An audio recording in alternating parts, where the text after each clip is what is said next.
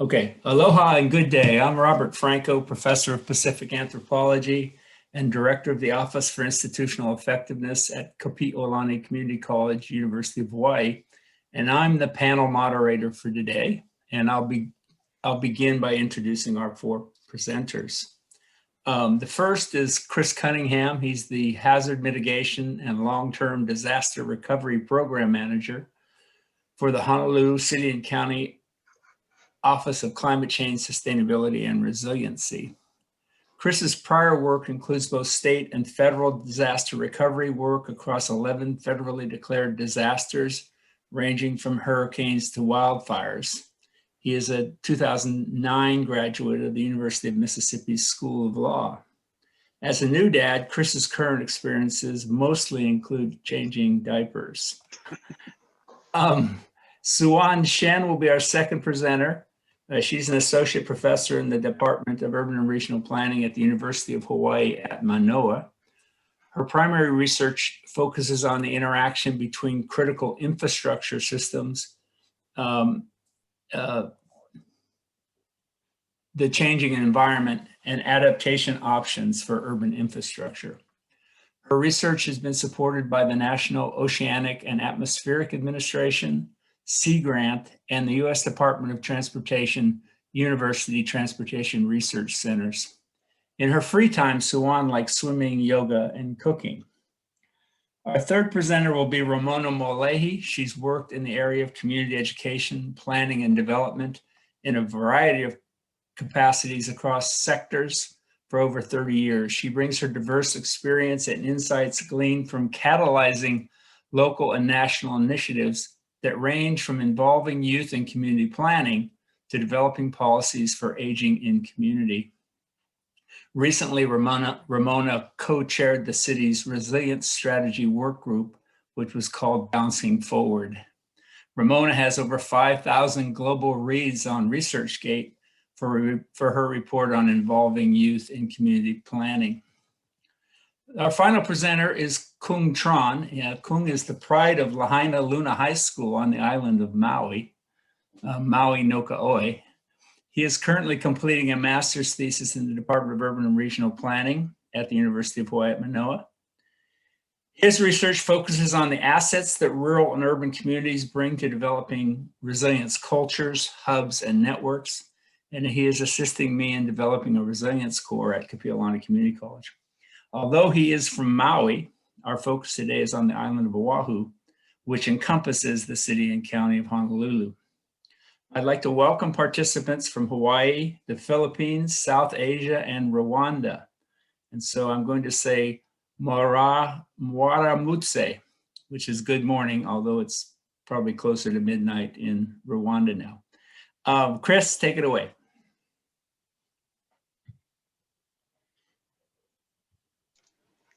Thanks, Bob. Quickly, I'm going to show just a slide or a short video, actually, to get us oriented to the purpose of Solve Climate by 2030, which is what brings us together today and what we're talking about. So enjoy this short introductory video.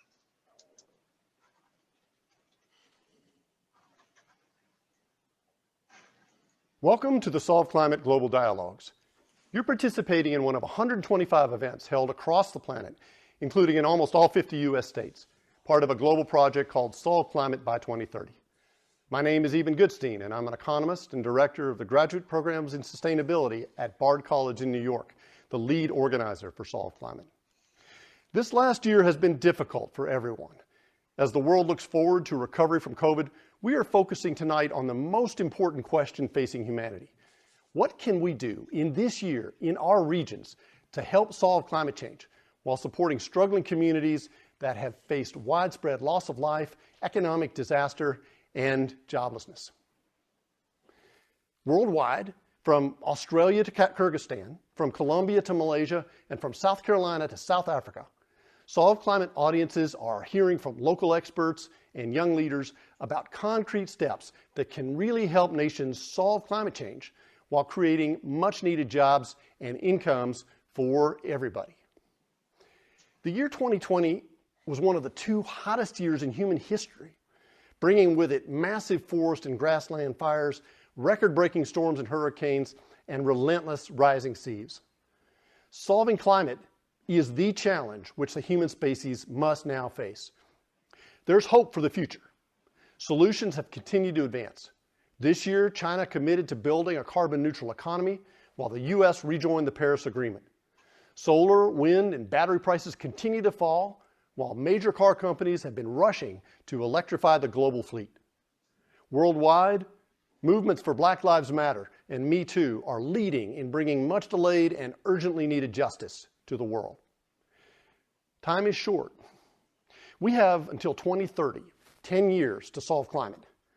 We can get a lot done in this decade. We have the solutions, but only if we focus the world on climate solutions and justice, and then do the work we have to do in our own cities and regions. For students listening, you are the leaders. Without you, the future we envision will not come. I'm asking tonight for your help. We're going to discover powerful ideas for climate solutions and climate justice, and how you can be a part of the solution. But this message must reach beyond those of us who are listening right now.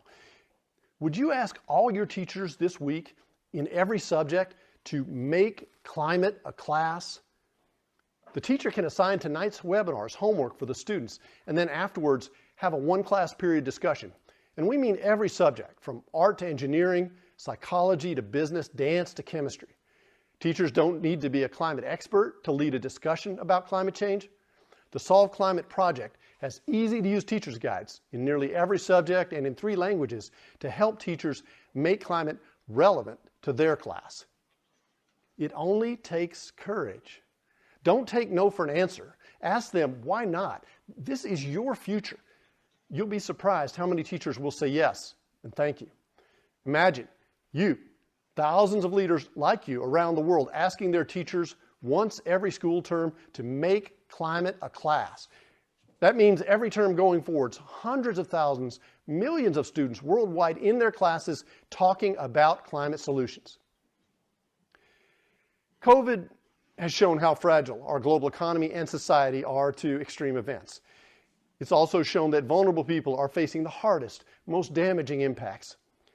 This is also true with climate change. Science has made it clear that unchecked, global warming will mean an unending onslaught of extreme events, causing untold suffering for humanity and all creatures, species driven to extinction, a planet of environmental refugees. And yet, in many ways, this is the most exciting time to ever be alive as a human. We have the tools and networks and technologies to rewire the world with clean energy, reimagine the global food system, reinvent transportation, and regenerate forests and grasslands, and be well on our way to solving climate by 2030. Tonight, we will learn how to do this in our own cities, our own towns, our own regions. Thank you for the work you will do to promote climate solutions and a just world.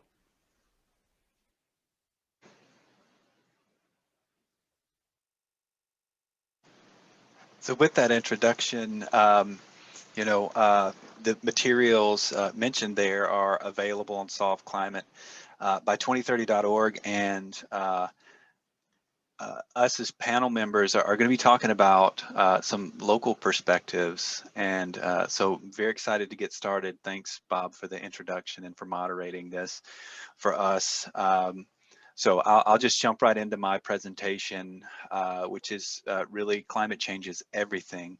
I'm going to move quickly. I have a lot of slides to really provide some introduction, some very basic introduction to what climate change is, first of all, why it's important. So I appreciate your attention while we cover some just very basic climate change principles.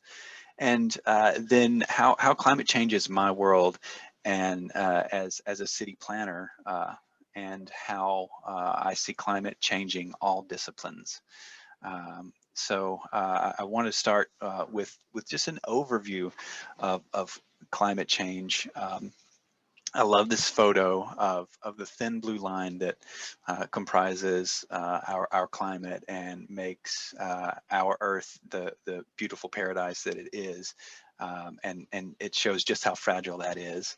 And it shows really the level of the challenge that we face when we are dumping 110 million tons of man-made global warming pollution into that thin blue line every 24 hours.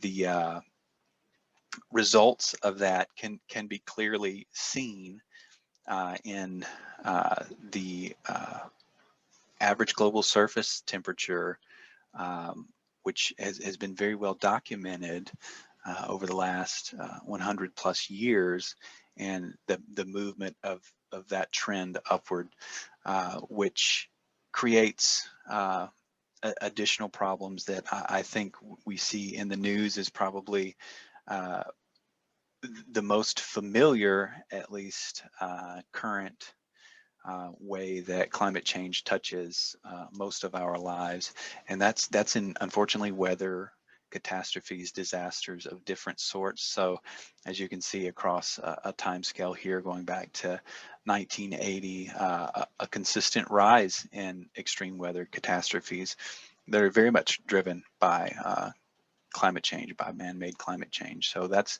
why this is a climate crisis. And locally, you know, there have been some specific impacts of this. So this is a readout of maximum temperatures, but what came out later was, and Evan in his introductory video mentioned this, 2019 was the hottest year ever recorded specifically for Honolulu.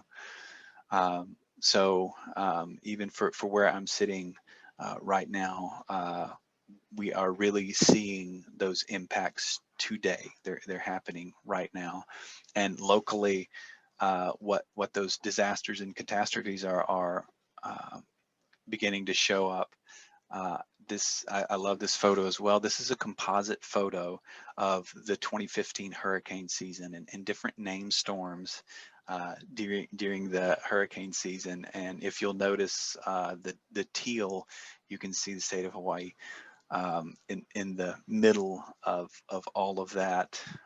So we were fortunate to not have a direct impact during that time, and we sort of sit in a hole in the middle of that composite. However, if we look forward a few years, if we wanted to close that hole, if you will, Hurricane Lane in 2018 does a nice job, and if we add Hurricane Douglas, I think we covered all of the pukas in that composite graphic. So it really is impacting me in my life here locally. And it's not just hurricanes, rain events like rain bombs, where an extreme amount of rainfall falls in a very short time. This is a rain gauge reading from 2018 showing rainfall in 15-minute intervals.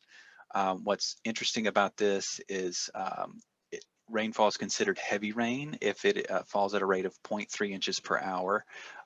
This graph shows rain falling at 15 times that rate on East Oahu, which, it's 4.5 inches, a little over 4.5 inches in an hour. So those impacts are here, and even looking into the future at sea level rise and the sea level rise exposure area. Later in the panel, Suwan's going to talk a little more about this as well, and but we're seeing those impacts now, even on days with king tides, and that sea level rise viewer is out there for you to explore. If you go to that website, or even if you search for the Hawaii Sea Level Rise Explorer in your favorite search engine, it will show up for you there, and you can explore possibly in your neighborhood if you're local to Oahu. So I just really wanted to provide an introduction to what we're talking about and why it's important, and why it's important to you and us and each one of us here I provided the examples that I'm aware of sort of in my neighborhood, but no matter where you're watching this, I'm sure that you have very similar examples. So now I wanted to talk about how climate change has changed my field, which is in city planning. So over the last several years, Bob mentioned that our office is the Office of Climate Change, Sustainability, and Resiliency, which was really set up to try to help meet these challenges head on. And we were established in 2016, and this is just some of the things that have been going on over the last few years and some of the many ways that we're tackling these challenges. And it really has changed how all city planners approach city planning. These slides will be available to you as well if you want to explore these things specifically. Each of these are links. I'm not going to talk through every one of them. I just wanted to show kind of the breadth and depth of this, and obviously haven't even included the things that have happened this year, of which they are many. I wanted to provide some specific examples though, and get more specific and show how it maybe starts in a single place and branches out to cover different disciplines.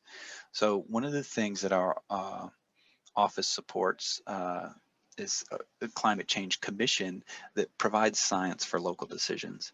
And actually, interestingly, in this photo from right to left is Dr. Chip Fletcher and Dr. McKenna Kaufman, both of whom were on this panel last year. So if, along with Lala Nuss from our office, who's a colleague of mine. So if you are interested in that panel, you can find that on the Solve Climate by 2030 website or YouTube, just searching for Power Dialog Hawaii 2020. And you know, this climate change commission, obviously composed of experts in this field, have provided guidance, science-based guidance. And so, you know, how did that impact city operations and beyond? Well, first of all, it was taken seriously by the city and was really given a clear directive to use the guidance and the science provided and use them in capital improvement decisions, plans, and programs. And it starts to show up really quickly. So as an example, this is the wastewater treatment plant design, using that guidance and using the sea level rise guidance to and how it makes capital improvement decisions. This is an example in transportation, in the transportation sector, specifically building transportation infrastructure and using that guidance in a different, a different sector. This is an example of how it probably begins to impact our daily lives in current ground transportation planning for the reduction of greenhouse gases. Which, you know, ground transportation is a very large contributor to that. And, you know, one way that we'll probably start to see that come more and more into the forefront is with electric bus procurement, which, you know, is the city is doing some of that right now. That's one of the resilience strategy actions.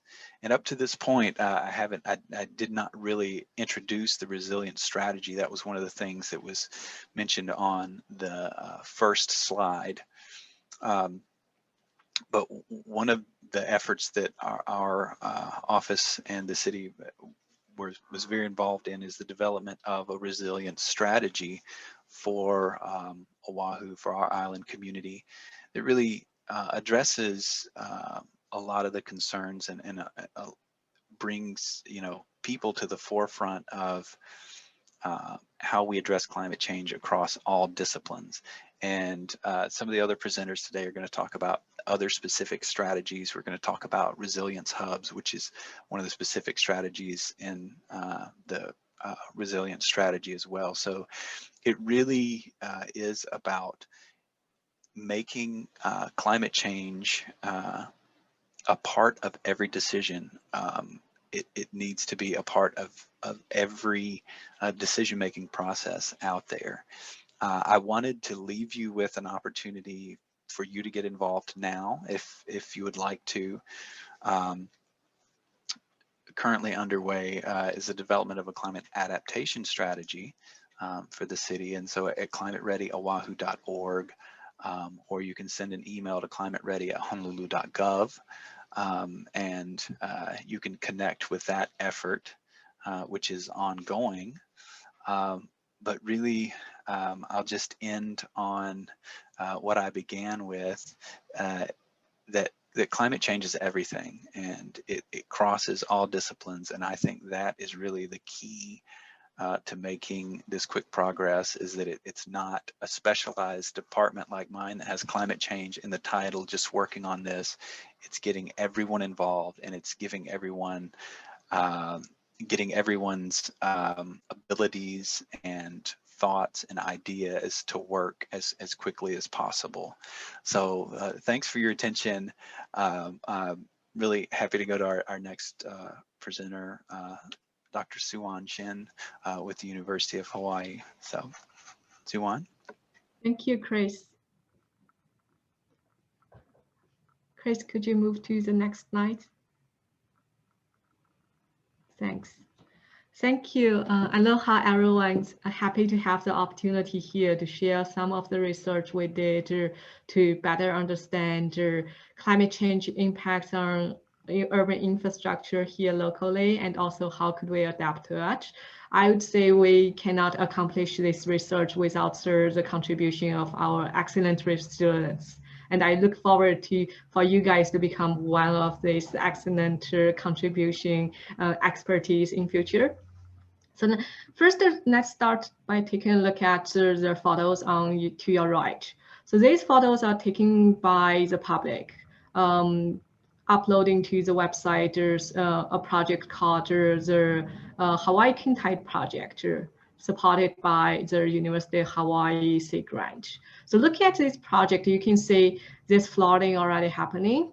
And these are not extreme events at all. These are, as you can see, it's clear sunny days.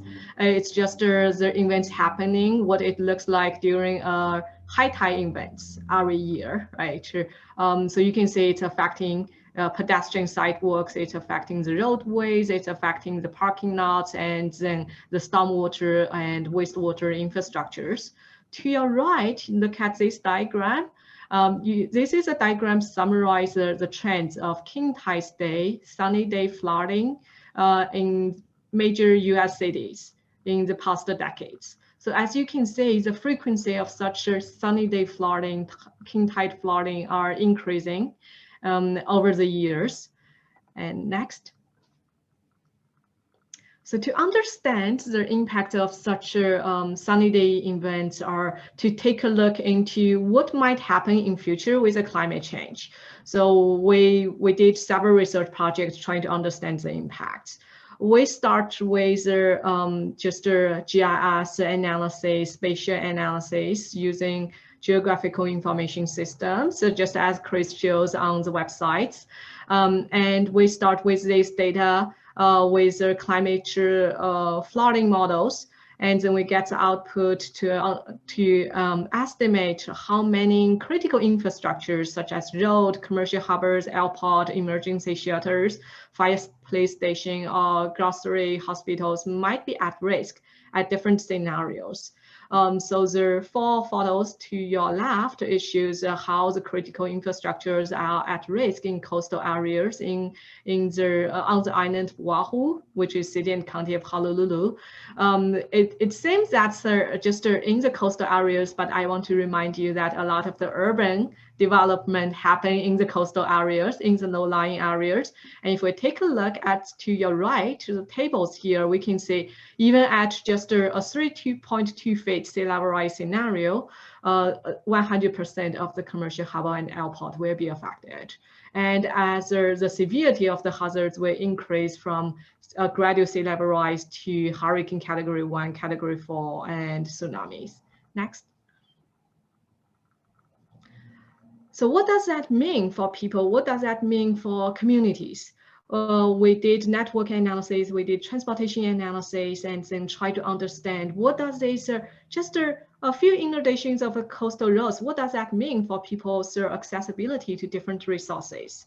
So to your right, to your left, you can see we use network analysis, modelings, transportation modelings, analyze how would just inundate maybe 5% of the roadways affect different communities' accessibilities to different resources like employment, grocery, shopping, education, and recreational usage.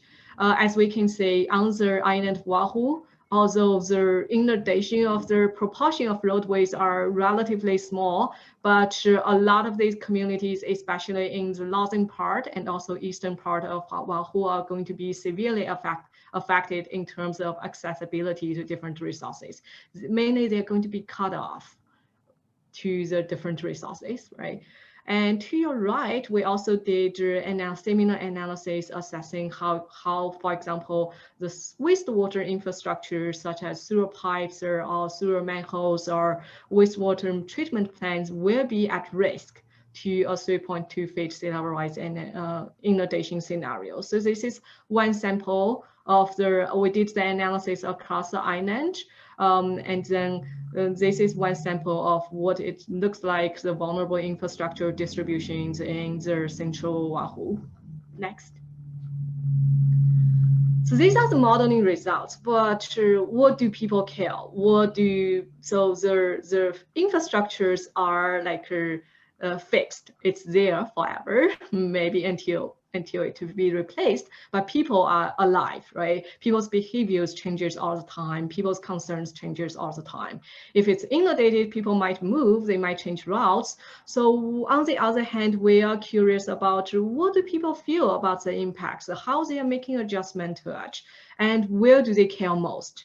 It could be they're experiencing impacts in one places, but it doesn't bother them much, but in other places, they are being bothered much more. So we are seeking, on the other hand, we are seeking empirical evidence about how people are being affected by such impacts. Because there's already sunny day flooding, which is kind of a peek into future what sea level rise will looks like. So we are seeking empirical evidence from all sorts of data.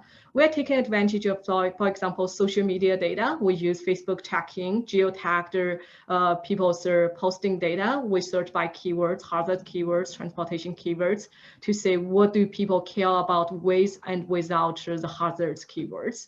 We also design detailed community outreach surveys. We went to all kinds of community workshops and neighborhood board meetings across the whole island. And then we try to get people's ideas about how their accessibility travel are being affected and what their perceptions, adaptation capacities are. We map out where is a hot area being affected in general, consistent with the modeling results, but do so some of the slight difference for further discussions, and we map out how their key concerns are. And last example is we take advantage of the publicly available crowdsourcing data provided by Hawaiʻi King Tide project. So we download all the photos people uploaded to this website, and then we code them by just manually looking at each photo. What do people care about? What are the features there? We include not only infrastructure there, but we also code about like culture and recreational usage, try to identify these features in the photos too. And for example, we map a series of these usage. One of these is, for example, fish pond. Where do people are posting photos about fish pond impacts? All right, next. And how to adapt to that? So there's concepts emerging about green cities, we know about promoting sustainability. There's also a concept emerging about blue cities. So in general, green cities trying to provide more like sustainability, balance ecological, economic, and social needs, and promote low carbon alternative transportations in the cities. And blue cities, on the other hand, just as Chris shows a perfect like histogram for rainfalls, right? How the rainfall is happening in 15 minutes. So we were thinking about how could we change the urban environment to make it recreate the nature-oriented water cycles. And also to looking at the photos in the bottom right, you can see this are talking about maybe we should integrate green infrastructures with alternative transportations, these things to facilitate blue and green city cycles for future. Next. So these photos show some of the great things already happens in the in urban Honolulu. Here we have green infrastructures existing already. So this green roofs provides also as under that it's a parking lot, as permeable pavements, and there's bioretentions, rain gardens. Thanks. Next. And also this talk about how could we reduce the impervious surface and at the same time promote alternative transportations. There's the talk about maybe shared parkings for different land use, and also like how could we promote a pedestrian friendly environment. Next. So to help the local urban infrastructure for future towards these trends, we have done a project for the state of Hawaii Office of Planning, like for their transit-oriented development, which is planned to happen over future decades. So we identify through suitability analysis, consider different criteria, a set of criteria of where's the most suitable areas to implement green infrastructures in these central Oahu regions, and where is the most emerging areas to improve multimodal transportation facilities to prioritize improvement for future. Next. So changing the urban infrastructure is just one hand. Some of this research we done are aiming towards that goals, but anticipation is not enough. Just preparing for potential danger is not enough. So we also need to boost how the communities can bounce back. How can the communities be more resilient when they are facing uncertainties of the hazards? So there are 3 upcoming and ongoing projects I'm going to focus on for the next 1 year, continue supporting this project as my commitment to sustainability here. So one is we have our ongoing and upcoming project regarding how could we build out the backup capacities to support the food securities, improve supply chain resilience here on the island. Consider it's very isolated, remote, disconnected, right? And the second is Cuong are going to talk in more details about how could we build a framework to support the local communities build their own resilience hubs. And the last one is we will only be able to change that through behavior changes. So we have helped the local Blue Planet Foundation last year to hold a Oahu Commute Challenge, which is to incentivize people to take alternative modes. And we're going to continue to support their future Oahu Commute Challenge, and also using that as a tool for data collection, and then to support local decision makings for how could we develop policies and programs and maybe infrastructure improvements to support people moving to alternative modes. With that, thank you. And Ramona will talk more about the needs of local vulnerable populations. Thank you, Suwan. I think as we've all experienced, especially last year, climate change affects everyone. A critical measure of the strength of a community's response and recovery system is really to ensure that individual and communities that may be particularly vulnerable to climate change related impacts do not suffer disproportionately from climate impacts. Next. Certain people and places will be affected more than others.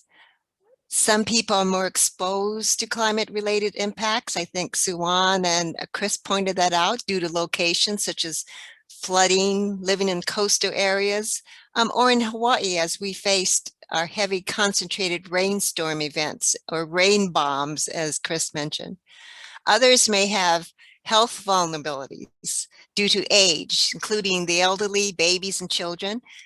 They may have chronic or pre-existing medical conditions, or they may be dependent on certain medications. Or they may be homebound, like an elderly person living alone, or they're highly and permanently vulnerable due to mobility or cognitive impairments. Even people in good health may lack economic, social, or political resources, and they may have less of an ability to reduce their risks, prevent impacts from occurring, and actually recover from the impacts when they do occur, such as the homeless, or such as people in poverty. Or they may have language issues. They may have trouble accessing information, or they need a translation. It is a fact. Disasters discriminate. However, defining vulnerability does pose a challenge. Vulnerability is not a characteristic of an individual or a group. Rather, it is a fluid state defined by timing, hazard at hand, circumstances, and access to different types of resources. You know, the challenge is understanding what makes certain individuals and groups vulnerable and how vulnerability varies. That can help us to address the relationship between vulnerability and recovery. Next. No, that's it. So let me get back to the slide on social vulnerability. And I also want to point out that HawaiiPolicyMap.com, which is specific to Hawaii, also has the Social Vulnerability Index. And that really refers to the resilience of communities to be able to survive and thrive. That's our goal when confronted by external stressors, as Chris has mentioned. And reducing social vulnerability can decrease both human suffering and economic loss, as we've always discovered.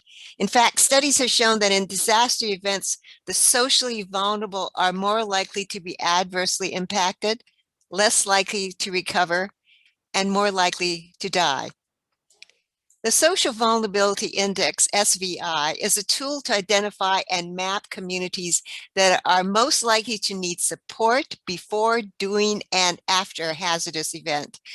It uses the census tract data to determine social vulnerability in every census tract.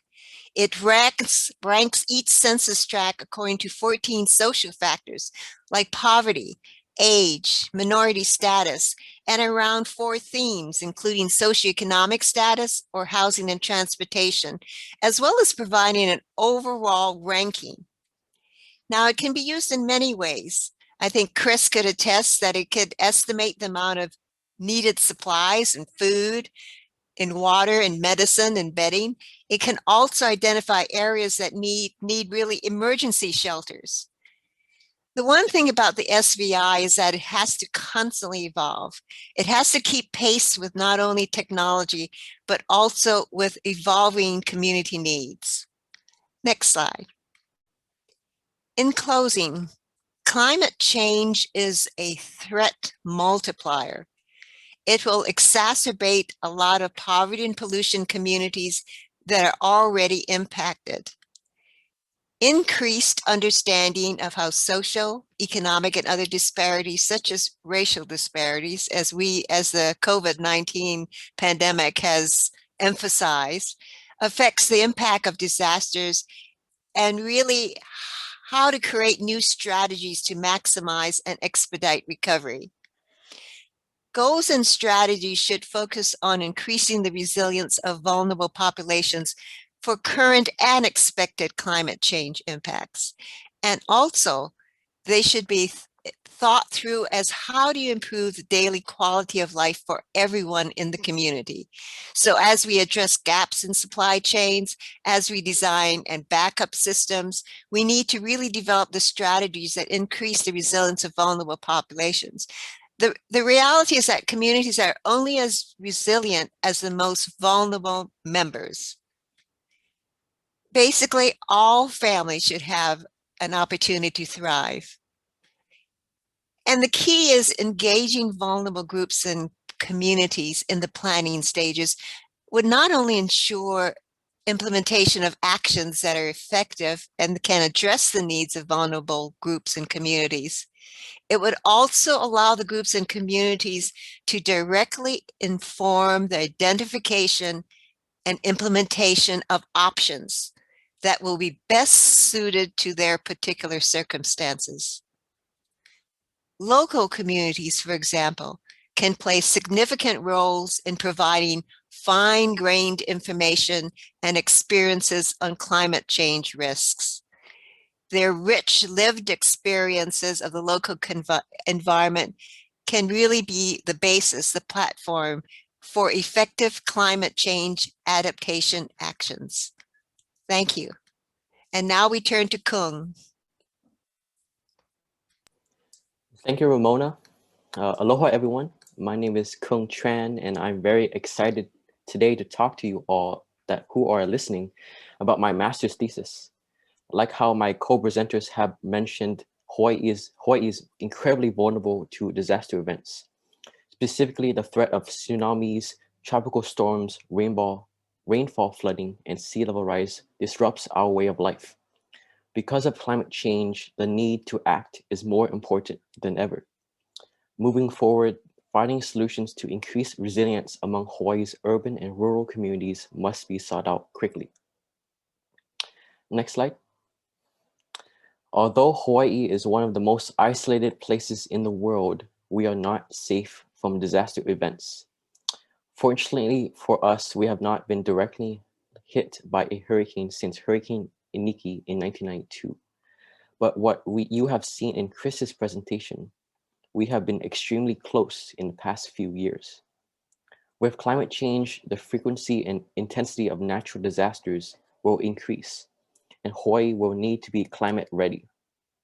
We rely heavily on imported goods, and we must be prepared if the supply of goods is suddenly cut off due to a disaster. Next slide.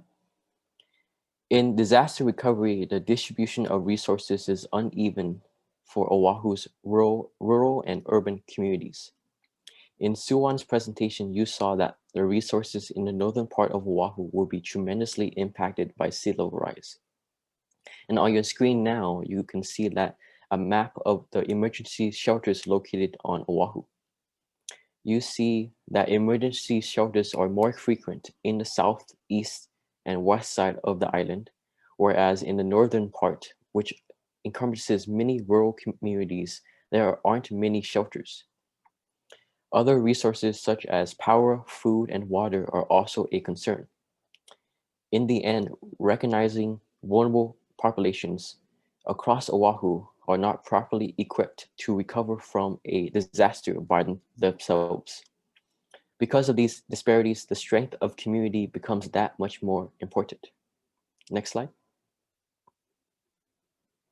Like Chris mentioned in his presentation, one of the actions in the Ola Oahu Resilience Strategy is Action 15, which entails that the city and county of Honolulu will create a resilience hub master plan.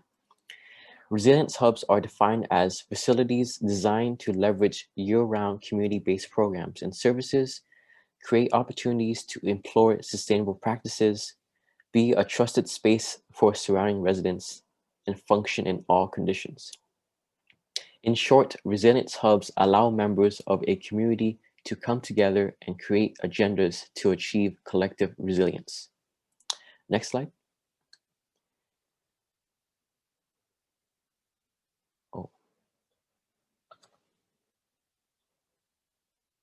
Oh, I think I'm missing a slide, Chris.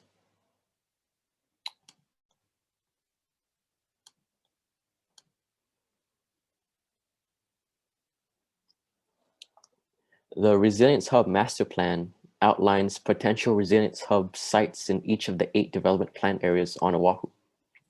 As you see on your screen, For my master's thesis, my research involves understanding how urban and rural communities will utilize their existing assets in a resilience hub setting.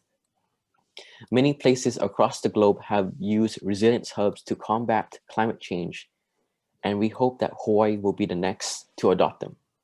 By establishing resilience hubs across Oahu and across the state, communities will be able to increase resilience year-round against disasters and other threats. That is all that I have for you. Mahalo for listening to all of our presentations.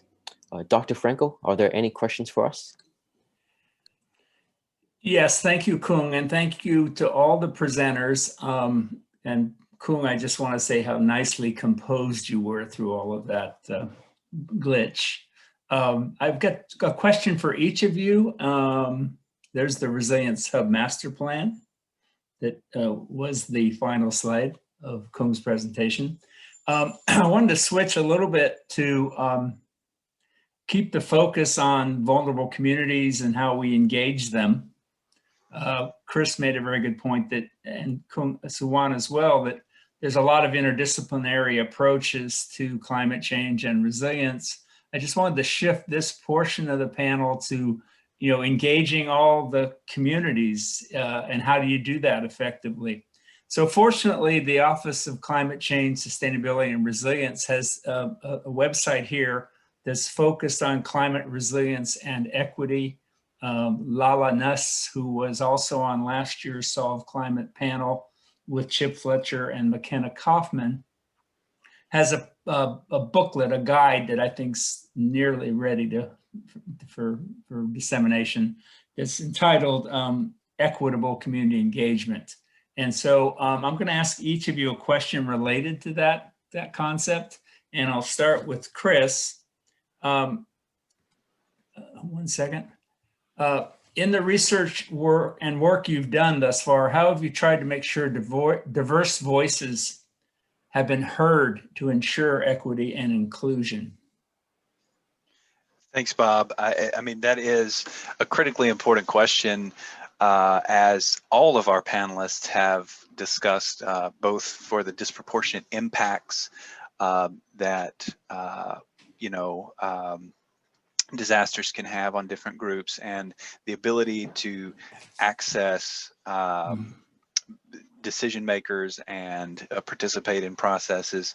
And so we have tried to be really public facing with what we've done, and the resilient strategy itself was developed through about 18 months of outreach. Suwan, I believe, mentioned going to neighborhood board meetings and hosting meetings, as well as having opportunities in the virtual world, and trying to lower barriers as much as possible and make sure that voices can be heard. And Bob, you mentioned as well Lala Nuss from our office, our equity manager, program manager, who actually helps us a great deal make sure that we're doing everything that we can in this field and in this area to make sure that we are having the broadest impact possible and being as inclusive as possible. So I do think it's a combination of process, implementation, and just having people focused on that. So I provided a link to the site there if you're interested to learn more about what our office is doing and how it's happening. Thanks, Bob. Thank you, apologies, Cuong, for that was a technical glitch on my end. I hope folks were able to see Cuong's great final slide. I had hidden it, so my apologies there. Thanks, Chris. Thanks for putting together all this. And I just wanted to thank your staff as well for helping with the technical aspects of this. I'm going to move to Cuong. I'm also aware, so the Honolulu, City and County of Honolulu has an emerging publication called Equitable Community Engagement Guide. There's some additional work being done around the country on this question of equity. There's a major leader in this area from East St. Louis that's published something called Equity-Centered Community Design. And I know, Cuong, in your thesis that you're using an assets-based community development framework. And if you could just talk briefly about how equity and inclusion is in that framework. Thank you for the question, Bob. Because resilience hubs are used as a tool that is entirely driven by the community, it is important to integrate as many community members and residents into the planning and development process. In particular, for my research, I hope to maximize involvement from vulnerable populations, such as low-income minority households, houseless communities, the elderly, and non-English speakers, who currently do not normally have a voice and are often left out from the discussion. Like Ramona mentioned, vulnerable populations are at greater risk to disruption and health problems from disaster, which makes engaging them that much more important. Great, Cuong. I can see why your Maui colleagues are so proud of you. Thank you. Third, I'm going to ask Suwan this question, which I think we've broached a bit, but there seems to be a need for a balance between scientific research and climate communications and accelerating community action for resilience. Where do you think that balance lies, Suwan? Thank you, Bob. This is an excellent question. First, I would say climate future is shaped by our individual choice and our collective action. Probably not easily, but even best research cannot help if we don't take actions. So research provides us the best information we can get at the moment, but we do need to acknowledge that there are limitations with scientific research. Scientific research takes time, takes patience to advance, and sometimes the information we have is not specific enough to help us detail for where exactly should we do what things. It can provide the guidance, it's the best information to narrow the uncertainties, but it's not magic wand. It cannot predict future 100%, right? We need to admit that. But on the other hand, we have the urgency to act. We cannot just wait until we have the best available scientific research. We know 100% for sure to take actions. So to balance that, I think when we take action, we need to make sure that the actions we are taking are adaptable. It can be easily adjusted to account for uncertainties in future, building resilience, and on the other hand, also trying to take advantage of new information, new scientific research findings as it comes in. So it should evolve over time. On the other hand, there's more research needed on the social science aspect, right? With more research needed to better understand how would people individually react or social reactions to certain policy or to changing of the urban environment. We should pilot testing new technologies, new policies, new programs before we widely apply them, so that we can learn the lessons along the way, and then we can get the information, we can adapt or evolve all the time. Great, thank you, Suwan. I am particularly happy you mentioned the social sciences, where my sort of intellectual people, my neighborhood live.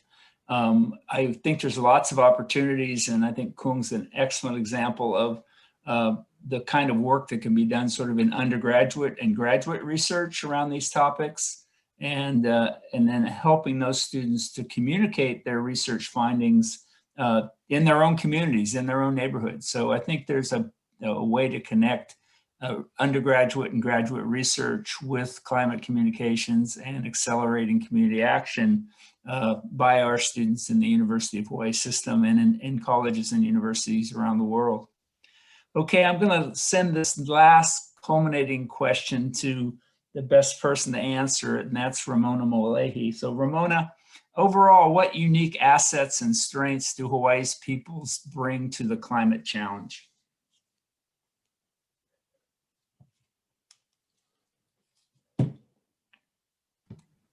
Ramona, you're muted. Sorry. Thank you. I've given this much thought, and you know, when I'm on call with the Teams or Zoom with people on the mainland, and they can't wait to come to Hawaii, right? And what is it about Hawaii that always attracts them? And yesterday, somebody wanted to even move from Miami, Miami to Hawaii because Hawaii. And you know what it is? it's really the core values and spirit that we have here. That's what's really not only the attraction, but that's also the spirit and allows us to move forward. And there's three that I'd like to mention. One, ohana, right? We're all part of a family, and when we greet people and where we are, we always extend that. We have that as part of us. Malama. Just being able to protect and care for each other. We see that all the time. We always greet people. We hug people. Of course, not anymore right now, but between masks and stuff like that. And I guess the last thing is kokua, which we're willing to do the work. So I think we are always in that space that allows us to embrace all that we are. And really want to move that forward as a collective. And that's not only the attraction, it's the uniqueness of Hawaii. And I always feel really overwhelmed by being part of Hawaii. And so I feel, as they say, imua, go forward. Thanks. Thank you. Thank you, Ramona, Cuong, Chris, and Suwan. And I see that Krista Heiser has joined us. Krista moderated last year's Solve Climate panel. So as you can see, we're trying to be intentional about connecting these Solve Climate by 2030 sessions from year to year, building on the wisdom of the previous generation. And Krista provided that last year. So anyway, I think that closes our presentation. This video will be available soon on the Solve Climate by 2030 website. So mahalo, fafatai telelava, which is Samoan, and we'll see you soon. Keep up the good work. Imua.